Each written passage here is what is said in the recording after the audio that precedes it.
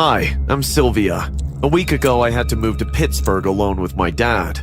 My father had landed a job in the city, and so I had no choice but to come with him. I love him a lot since he has taken care of me after my mom died in a car crash when I was young, but moving to a new city during midterm is such a pain. It's not easy for me to make friends in a new city, especially if you're a nerd. My grades got me admission into one of the top schools of the city. It was a nice campus, but the kids there were anything but nice. On my first day itself, I got the worst scare of my life. I had just finished class and went to the restroom, and when I went in, the door got locked from outside. I panicked and was trying to open it when the power went off, and I heard a loud, ghostly voice roaring from the other end. I tried to run when I hit my head against something and collapsed. The next thing I know was that I was in the locker room, surrounded by people and the principal of the school. I got up and they asked me what had happened, why I screamed and collapsed in the restroom. I told them what had happened. No one believed me. They thought I had some kind of daydream and asked me to relax and went away. Moments after they left, two girls, Karen and Amelia, came up to me and told me something that shocked me. They told me about Charlie, a psychotic faceless man who roams the town and abducts girls and kills them.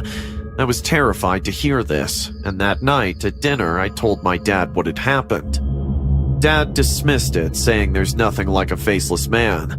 It's just some stupid urban legend and a bunch of lies. I couldn't sleep well that night. The creature's face kept coming into my mind. I came out to the balcony for some fresh air, and that is when I saw something horrifying. On the street in front of the house, I saw a man in a hooded jacket walking slowly in front of my house, and just before he passed our house, he stopped and looked up at me. I jumped in horror. It was the same faceless man Amelia and Karen had told me. I screamed in fear and ran inside. My dad came to my room and asked me what had happened. When I told him, he immediately went to the balcony to check, but there was no one there. He took me to his room and made me sleep next to him. I was shivering in fear. He consoled me and made me sleep. The next day when I went to school, I saw Amelia and quickly rushed to her to tell her what had happened, but she was lost in thought. When I shook her back to reality, she looked at me and broke down. Hey, Amelia, what happened? She was breathing hard and told me, Karen is missing. She went out last night and never came back. I was shocked to hear this and was about to ask something when the cops arrived at our school and wanted to meet us and question us regarding Karen. We told them all that we knew. We told the cops about the faceless creature and they just laughed it off, saying it was just an urban legend. After they left, I told her that I saw the faceless creature again in the night. Amelia had decided to go look for the creature. I told her that it was a bad idea, but she would not listen and left. I was worried for Amelia, and in spite of being scared, decided to help her. We took our cycles, did not tell anybody where we were going, and rode to the edge of town. There was an abandoned tunnel. Amelia told me that the creature lived in this place. We kept our cycle outside and went into the tunnel. I was scared, but Amelia was determined to find her friend.